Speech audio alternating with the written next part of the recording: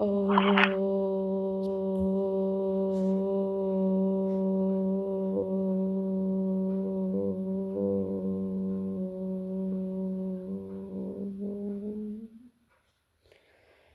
শান্তি। 26/2/2025 প্রাতঃমুরলি। ওম শান্তি। বাপদাদা মধুবন। আজকের বাপদাদার অমূল্য মহাবাক্য হচ্ছে, মিষ্টি বাচ্চারা, তোমাদের অপার খুশি হওয়া উচিত যে আমরা এখন পুরানো কাপড় ত্যাগ করে ঘরে ফিরে যাব। তারপর আবার নতুন কাপড় নেব নতুন দুনিয়াতে। কাপড় অর্থাৎ শরীর। পুরানো শরীররূপী কাপড় আমরা এখানেই ত্যাগ করে পরম ধামরূপী ঘরে, অর্থাৎ জ্যোতিবিন্দুর দুনিয়া, যেটাকে শান্তিধাম বলা হয়, ওটা আমাদের ঘর। তো এই শরীররূপী বস্ত্র আর আকারী বস্ত্রও, অর্থাৎ লাইটের শরীর, সেটাকেও ত্যাগ করে আমরা ফিরে যাব। আর ওখানে আমরা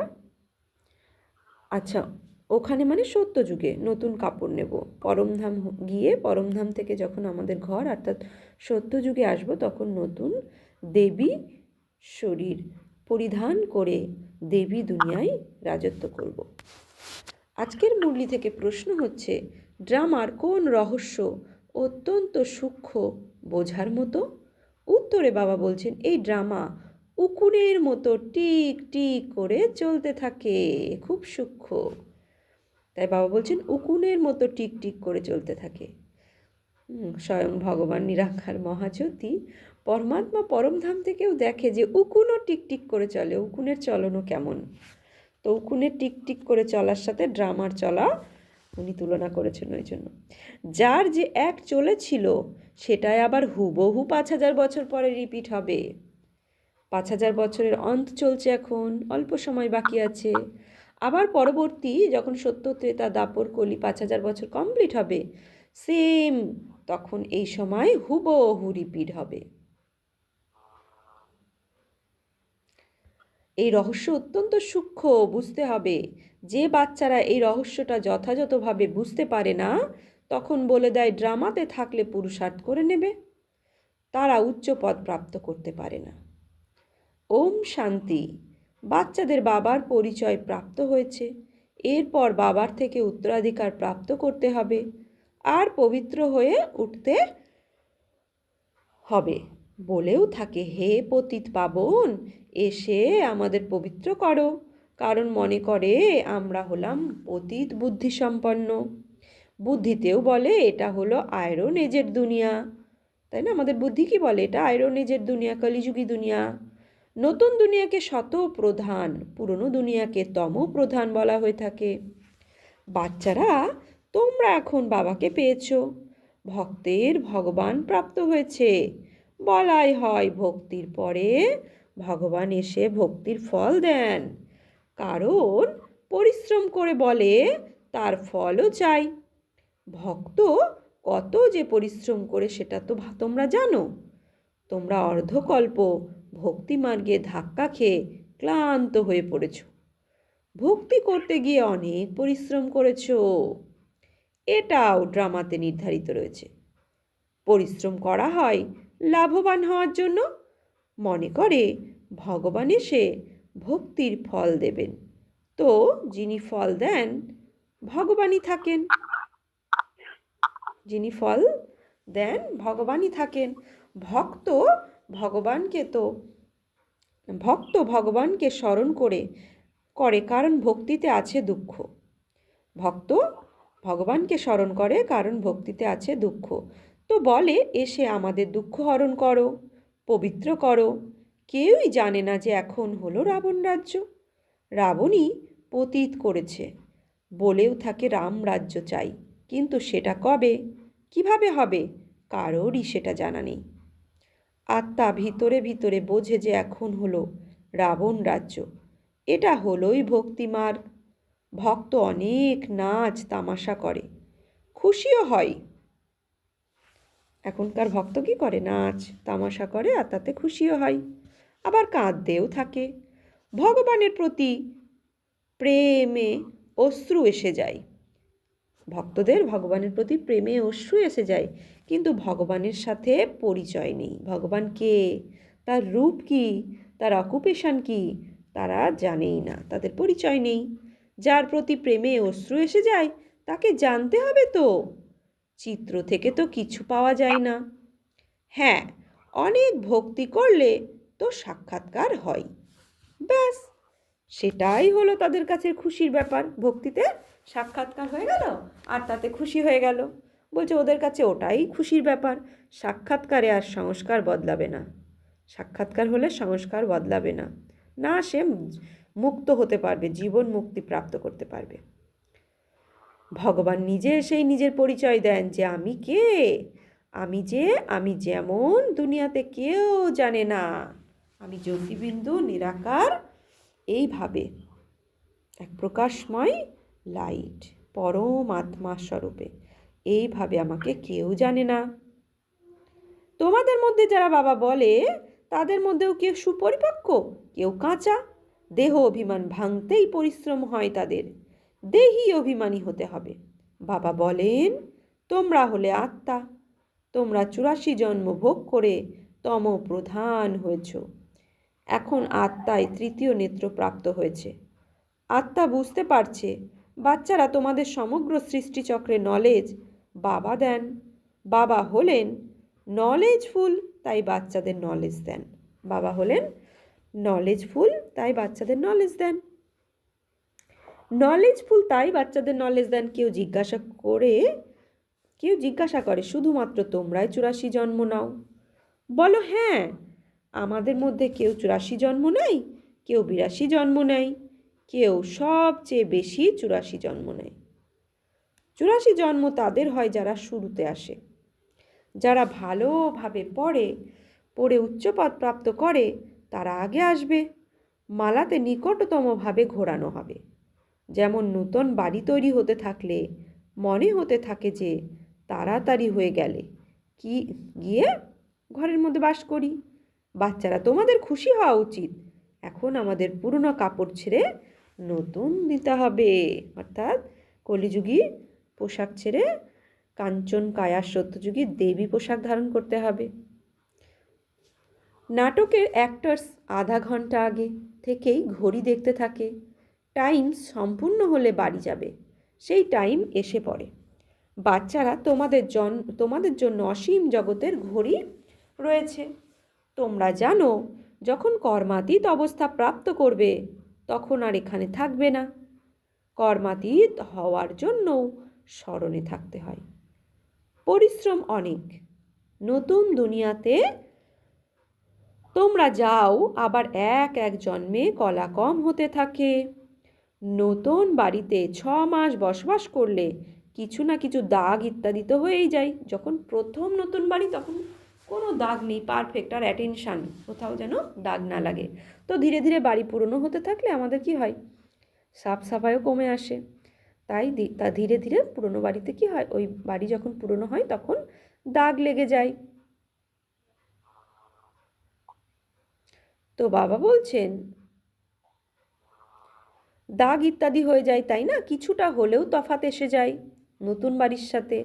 তো 6 মাস মানে কি, সত্য আর ত্রেতা 6 মাস হয়ে গেছে। এ পুরো দুনিয়ারূপী বাড়ির কথা বলছে।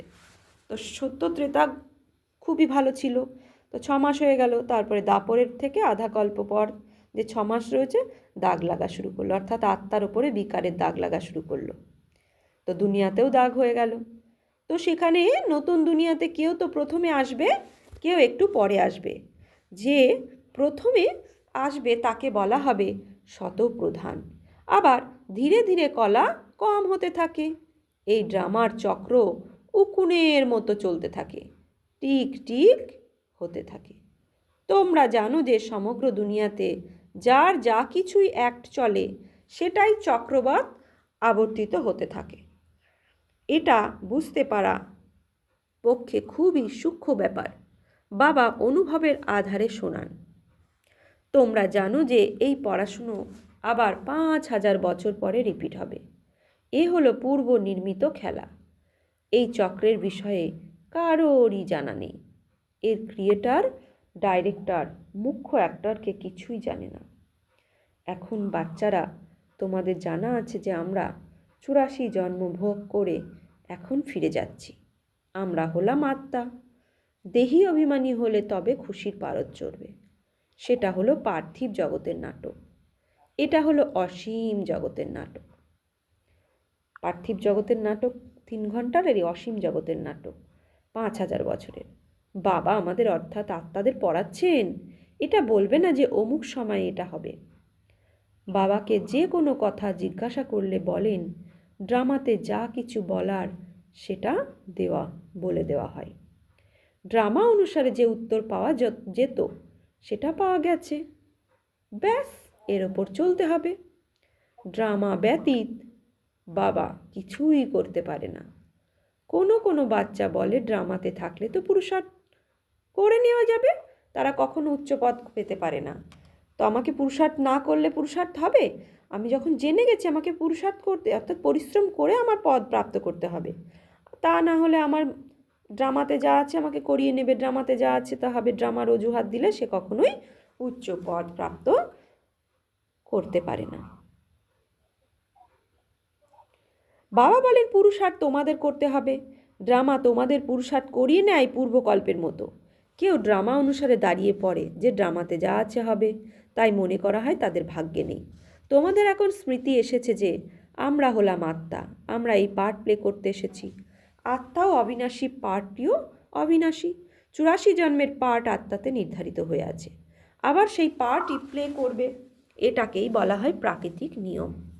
প্রাকৃতিক নিয়মে কি আর বিস্তার করা যায়?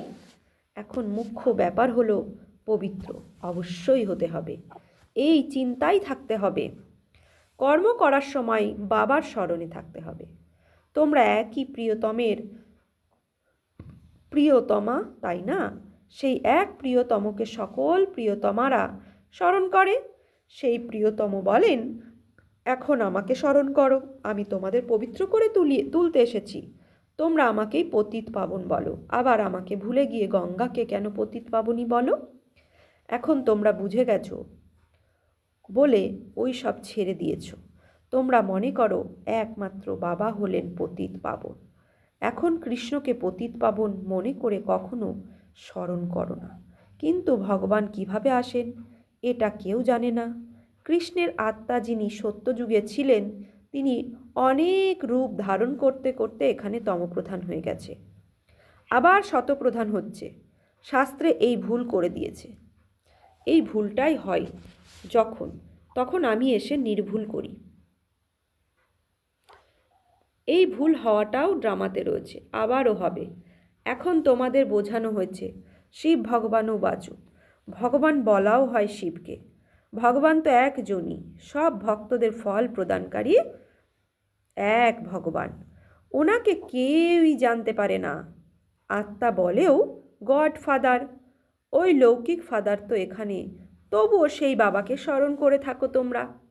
লৌকিক বাবা তো এখানেই রয়েছে, দেহের পিতা যিনি, তবুও সেই বাবাকেই স্মরণ করে থাকো তোমরা। সুতরাং আত্মার 2 জন ফাদার, ভক্তিমার্গে সেই ফাদারকে স্মরণ করতে হবে। এক হচ্ছে দেহের পিতা, আর এক হচ্ছে আত্মার পিতা পরমাত্মা। আত্মা তো আছেই, এত আত্মাদের নিজের নিজের পাঠ প্রাপ্ত হয়েছে। এক শরীর ছেড়ে আবার দ্বিতীয় শরীর নিয়ে পার্ট প্লে করতে হয়। এই সমস্ত ব্যাপার একমাত্র বাবা বোঝানো। বলেনও আমি এখানে পার্ট প্লে করতে এসেছি। এটা হলো একটা মঞ্চ, এর মধ্যে সূর্য, চন্দ্র, নক্ষত্র ইত্যাদি সব হলো লাইটস। এই সূর্য, চাঁদ, নক্ষত্রকে মানুষ দেবতা বলে দেয়, কারণ এরা খুব ভালো কাজ করে, রিমঝিম করে, কাউকে কষ্ট দেয় না, সকলকে সুখ দেয়, অনেক কাজ করে। এর জন্য এদের দেবতা বলে দেয়। ভালো কাজ যারা করে তাদের বলে যে ইনি যেন দেবতা, তাই না? বলে না, দেবদূত হয়ে এসেছে আমার জীবনে, এত সুন্দর কাজ করেছে, দেবতার মতো কাজ করেছে। এখন বাস্তবে তো দেবতারা ছিলেন সত্য যুগে, সকলে সুখ প্রদানকারী ছিলেন। তো সুখ প্রদানকারী আত্মাই হচ্ছে দেবাত্মা। তো সুখ প্রদানকারী মানে সবাইকে শুভ ভাবনা, শুভ কামনা প্রদানকারী, সবাইকে সুখ দানকারী, ওই হচ্ছে দেবতা। তো সকলের মধ্যে প্রীতি ছিল, যার কারণে এই চাঁদ তারাদের দেবী দেবতাদের সাথে তুলনা করা হয়। দেবতাদের গুণ কীর্তনও করা হয়, গুণকীর্তনও করা হয়। তাদের সামনে গিয়ে গাই, আমি নির্গুণ, আমার মধ্যে কোনো গুণ নেই, দয়া করে তোমাকে দয়া করতেই হবে, দয়া করে তোমাকে আমার ওপর দয়া করতেই হবে। বাবা বলেন, দয়া হয় বলেই আবার এসেছি। পরমপিতা পরমাত্মা আমরা কি দাপর থেকে তাকে ডাকা শুরু করেছি, কলিযুগের অন্তমে ঘোর কলিতে কলহা ক্লেশের যুগ। তো ভগবান বলছে আমার তোমাদের ওপর দয়া হয় বলেই তো দয়া করতে এসেছি, তোমাদের গুণবান করতে করে তুলবো। দয়া মানে কি, যে গুণ নেই বলছো নির্গুণ হারা, তোমাদের মধ্যে গুণ মার্জ হয়ে গেছে, তোমাকে আমি ও গুণবান করতে এসেছি। যত তুমি আমার সাথে যোগ লাগাবে তত গুণবান হয়ে যাবে। তো বাবা বলছেন যে আমি তো এসেছি তোমাদের গুণবান করতে। তোমরা পূজ্য ছিলে, এখন পূজারি হয়েছো, আবার পূজ্য হও। তাহলে এখন হচ্ছে আমাদের কামাই করার সময়। শ্রীমদ্ ভগবদ্ গীতাতে নবম অধ্যায় আছে যে ত্রিবেদ বিদগণ সোমরস পান করে যে পুণ্য জমা করে, পুণ্যের বলে তারা স্বর্গসুখ প্রাপ্ত করে, আবার পুণ্য ক্ষীণ হলে তারা মর্তলোকে প্রাপ্ত হয়। ত্রিবেদ বিদগণ অর্থাৎ তিন বেদকে মানে কার্যকলাপ নিজের জীবনে আনে। তো ওতে কি হয়, সোমরস যখন আমি স্বয়ং ভগবান যে শ্রীমত দিচ্ছে বেদের যে জ্ঞান সেই অনুসারে যখন আমি চলবো, আর চলে ওভাবে যে আমি আমার জীবনে যে সোমরস ঈশ্বরীয় মতে চললে যে সুখ, যে সেটাই সোমরস প্রাপ্ত করব, তাহলে বর্তমানেও আমার সোমরস প্রাপ্ত হচ্ছে, আর ওই কর্মের আধারে আমার ভবিষ্যতের পুণ্য জমা হচ্ছে, আর ভবিষ্যতের পুণ্যের আধারে আমার নতুন জন্ম হচ্ছে সত্যযুগে, আর সত্য ত্রেতা যে স্বর্গসুখ ও প্রাপ্ত করে তারপরে ধীরে ধীরে আমি দাপর আর কলিতে মর্তলোকে, মানে পুণ্যের খাতা যত খেয়ে ফেলছি এখন শুধু জমাবো, তাই বর্তমানও সফল, ভবিষ্যতে সফল। তারপর ভবিষ্যতে যখন আমি সত্যযুগে দেবী দুনিয়ায় আসবে জন্ম নেব, তাহলে পুণ্যের বলে আমি ধীরে ধীরে ওই 21 জন্ম আমার পুণ্যর যত খাতা কমবে তত আমি কি করব, আমার কলা কমবে, আমার মধ্যে বিকর্ম আসতে শুরু করবে। তাই দাপরের পর থেকে আমি কি কলিযুগ মানে মর্তলোক বলা হয়, স্বর্গ আর মর্তলোক অর্থাৎ সত্য ত্রেতা স্বর্গসুখ ভোগ করার পরে ধীরে ধীরে আমার পুণ্য ক্ষয় হচ্ছে আর আমি মর্তলোকের দিকে আগমন করছি। তো এই হচ্ছে রহস্য। তারপরে যখন সম্পূর্ণ পুণ্যের খাতা ক্ষয় হয়ে যাবে কলিযুগে এসে পড়ব, আর কলিযুগের শেষে গিয়ে আমাকে আবার ভগবান আসে জ্ঞান দেন কি করতে, দয়া করেন গুণবান করতে, যে শ্রেষ্ঠ গুণ কোনটা, জ্ঞান কি, পুণ্যর খাতা কিভাবে জমা হবে। তো এভাবে উনি জ্ঞান দেন, তার জ্ঞান অনুসারে চলে নিজের ভাবনা, নিজের বল, নিজের ব্যবহার, চরিত্র বদল করে নিজেকে গুণবান করতে পারে, তার খাতা পুণ্যের খাতা জমা হয়ে যায়, সে সত্যযুগে আগে গিয়ে জন্ম নেবে। তো এই চক্র এটা নবম অধ্যায় রাজবিদ্যা রাজগুজ্জ যোগে স্পষ্ট আমাদের সৃষ্টি চক্র, যে রাজা হওয়ার বিদ্যা ভগবান আমাদেরকে দিয়েছেন। তো বাবা বলে দয়া হয় বলেই আমি এসেছি তোমাদের গুণবান করে তুলতে। তোমরা পূজ্য ছিলে, এখন পূজারি হয়ে গেছো, আবার পূজ্য হও। আমি সেই আমি হামসো সোহম, অর্থাৎ আমি সেই সত্যযুগে দেব আত্মা ছিলাম, আবার আমাকেই হতে হবে, এটাই হচ্ছে অর্থ। মানুষ তো বলে দেয় আত্মাই পরমাত্মা, পরমাত্মাই আত্মা। বাবা বলেন এটা হলো রং, তোমরা আত্মারা নিরাকার ছিলে, আবার তোমরাই দেবতা, ক্ষত্রিয় বৈশ্য শূদ্র হয়েছ, এখন তোমরাই ব্রাহ্মণ বর্ণে এসেছো। আত্মা প্রথমে শত প্রধান শত রজ তমতে আসে। তোমরা বাচ্চারা এখন বুঝতে পারো যে এই নলেজ বাবা প্রতিকল্পে সঙ্গম যুগে এসে আমাদের প্রদান করেন।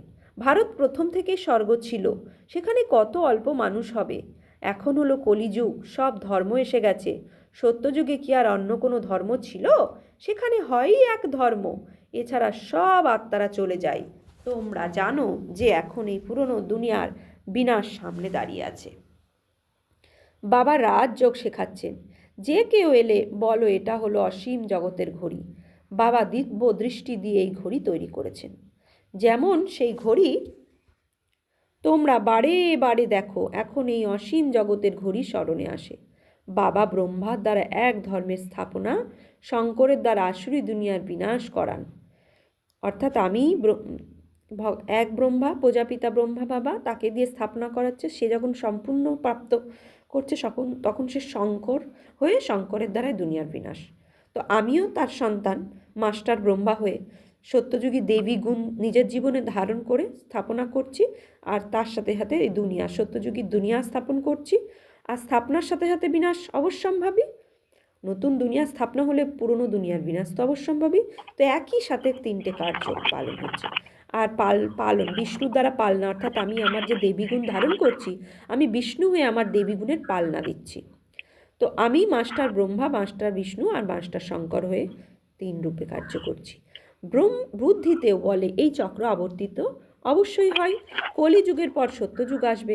এখন মানুষও অনেক, উপদ্রবও অনেক হতে থাকে। সেই বোমা তৈরি হচ্ছে। শাস্ত্রেও কত কথা বলে দিয়েছে। বাবা এসে বেদ শাস্ত্রের সার বোঝান। মুখ্য ধর্ম হলো চার, এই ব্রাহ্মণ ধর্ম হলো পঞ্চম।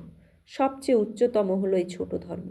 যোগ্য রক্ষক হলো এই ব্রাহ্মণেরা। তো এই ব্রহ্মাকুমার ঈশ্বরী বিশ্ববিদ্যালয় যে যজ্ঞ, যে ইউনিভার্সিটি ভগবান এসে রচনা করেছেন, ওই যজ্ঞের রক্ষককে আমরা ব্রাহ্মণ বাচ্চারা, নইলে অসুর তো অনেক হাড় ডালবে ওর মধ্যে আকাতা কুকাতা এই সংস্থার সম্পর্কে। তো আমরা আমাদের চলন ব্যবহার আচরণের দ্বারা ব্রহ্মাকুমারী, অর্থাৎ ওর যজ্ঞ যেটা এখন জ্বলছে, ওর যজ্ঞের রক্ষক আমরা। এটা হলো জ্ঞান যজ্ঞ, এই সংস্থা যেটা হচ্ছে জ্ঞান যজ্ঞ, যেখানে জ্ঞানের দ্বারা নিজের বিকর্মকে সোহা করা হয়। জ্ঞান পাওয়ার সাথে সাথে আমরা নিজের বিকারী অবগুণ আসুরি গুণকে ওই যজ্ঞে সোহা করি। মনে করে এই লড়াই ইত্যাদি যেন না হয়। আরে লড়াই না লাগলে সত্যযুগ আসবে কিভাবে? এত সব মানুষ যাবে কোথায়? আমাদের সব আত্মাদের নিয়ে যাবেন অবশ্যই। ভগবান এসে আমাদের সমস্ত আত্মাদের নিয়ে যাবেন তো অবশ্যই। শরীর এখানে ত্যাগ করে যেতে হবে। তোমরা ডেকেও থাকো, হে বাবা এসে আমাদের পতিত থেকে পবিত্র করো। বাবা বলেন আমাকে অবশ্যই পুরনো দুনিয়ার বিনাশ করতে হবে।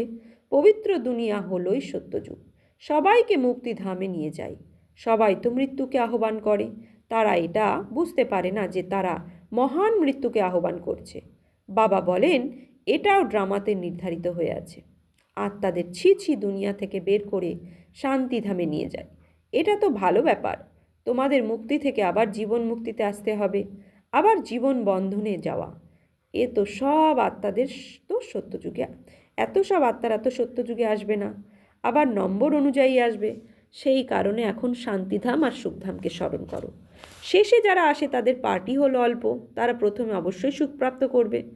কলিযুগেও যারা শেষে পরমধাম থেকে, হয়তো কলিযুগেই তাদের পাঠ, সত্য ত্রেতা দাপরে পাঠ নেই, তো শতপ্রধান আত্মা না, কলিযুগে এসে প্রথম জীবন তার সুখই প্রাপ্ত হবে ল অনুসারে। শেষে যারা আসে তাদের পাঠই অল্প, তারা প্রথমে সুখপ্রাপ্ত করবে। তোমাদের পাঠ হলো সবচেয়ে উচ্চ, তোমরা অনেক সুখপ্রাপ্ত করো। ধর্মস্থাপক তো শুধুমাত্র ধর্ম স্থাপনা করে, কাউকে লিবারেট করে না। বাবা তো ভারতে এসে সকলকে জ্ঞান প্রদান করেন। তিনিই হলেন সকলের পতিত পাবন, সকলকে লিবারেট করেন। আর কোনো ধর্মস্থাপক সদ্গতি করতে আসে না, তারা আসে ধর্ম স্থাপন করতে। তারা কোনো শান্তিধাম সুখধামে নিয়ে যায় না, অর্থাৎ পরমধাম বা সত্যযুগে নিয়ে যান না। তারা আসেন ধর্ম স্থাপন করেন, তারপরে ধর্ম স্থাপন হয়ে গেলে চলে যান, তাদের ফলোয়ার্স তৈরি হয়ে যায়। সকলকে শান্তিধাম সুখধামে একমাত্র নিরাকার মহাজ্যোতি পরমাত্মা শিব বাবা এসে নিয়ে যান, যিনি দুঃখ থেকে ছড়িয়ে সুখ প্রদান করেন। তীর্থ তীর্থ তারই হয়, মানুষ বোঝে না। বাস্তবে তো সত্যিকারের তীর্থ হলো একমাত্র বাবার। মহিমাও সেই একেরই হয়। সবাই তাকে ডাকে, হে লিবারেটার এসো। ভারতই হলো সত্যিকারের তীর্থ, যেখানে বাবা এসে সকলকে মুক্তি, জীবন মুক্তি প্রদান করেন। আর তোমরা আবার ভক্তিমার্গে ওনার বড় বড় মন্দির তৈরি করো। হিরে জহরাতের মন্দির তৈরি করো। সোমনাথের মন্দির কত অপূর্ব সৃষ্টি। আর এখন দেখো বাবা কোথায় বসেছেন, পতিত শরীরে, পতিত দুনিয়াতে। তোমরাই চেনো, তোমরা বাবার সাহায্যকারী হয়ে ওঠো আর সকলকে রাস্তা বলে দিতে। যারা সাহায্য করবে তাদের উচ্চ প্রাপ্ত হবে। এটাই রীতি। বাবা বলেন পরিশ্রম করো, অনেককে রাস্তা বলে দাও। যে বাবা আর উত্তরাধিকারকে স্মরণ করো। 84 চক্র তো সামনে রয়েছে। এটা হলো যেন অন্ধের সামনে আয়না। এই ড্রামা হুবহু রিপিট হয়, তবু আমাকে কেউ জানবে না। এরকম নয় যে আমার মন্দির লুণ্ঠন করবে তো আমি কিছু করব না। ড্রামাতে লুণ্ঠন আছে, আবার লুণ্ঠন করে নিয়ে যাবে। আমাকে ডাকেই পতিত পাবন পবিত্র করো, তাই আমি এসে বাচ্চাদের পড়াই। ড্রামাতে বিনাশও নির্ধারিত হয়ে আছে, তাই আবার হবে। আমি কোনো ফু দিয়ে দিই না যে বিনাশ হয়ে যাবে। এই বোমা ইত্যাদি তৈরি হচ্ছে, এটাও ড্রামাতে নির্ধারিত। আমিও ড্রামার বন্ধনে বাঁধা।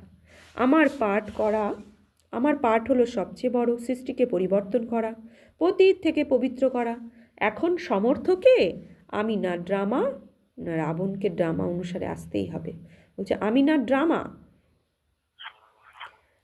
রাবণকেও ড্রামা অনুসারে আসতেই হবে। যে নলেজ আমার মধ্যে আছে সেটা এসে দিই। তোমরা হলে শিব বাবার সেনা, রাবণের ওপর বিজয় প্রাপ্ত করো তোমরা। বাবা বলেন সেন্টার্স খুলতে থাকো। আমি এসেছি পড়াতে, আমি কিছু নিই না। টাকা পয়সা যা কিছু সেসব এতে সফল করো। শিব বাবা সে টাকা পয়সা নিয়ে কী করবে? এই যজ্ঞের যেটা প্রয়োজন, যে যজ্ঞ ভগবান রচনা করেছে, যারা ধন দাও সেবাতে, তো বাবা বলছে ওতে সফল করো। এমনও না যে সব উজাড় করে দিয়ে খিদেতে মরো, তাই না? তুমি যা ইনকাম করো তার 1% অন্তত পক্ষে বা 2% ভগবানের সেবায় তুমি সফল করো। তো সব কিছু নয়, বাবা বলছে সব কিছু নয়।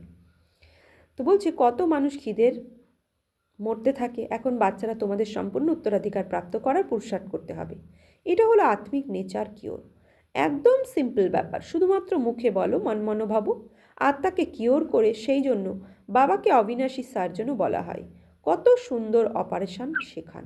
আমাকে স্মরণ করলে তোমাদের সব দুঃখ দূর হয়ে যায়, চক্রবর্তী রাজা হয়ে যাবে।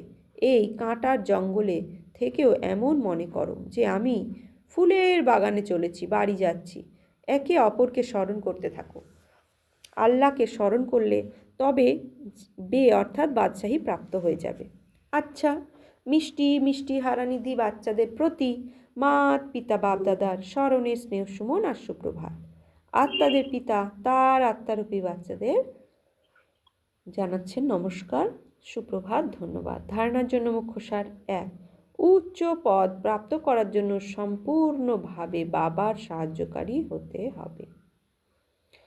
অন্ধকে রাস্তা দেখাতে হবে, অসীম জগতের ঘড়িটাকে সর্বক্ষণ স্মরণে রাখতে হবে। 2, যজ্ঞের তত্ত্বাবধান করার জন্য সত্যিকারের ব্রাহ্মণ হয়ে উঠতে হবে। পয়সা ইত্যাদি যা কিছু আছে সেই সব সফল করে বাবার থেকে সম্পূর্ণ উত্তরাধিকার প্রাপ্ত করতে হবে।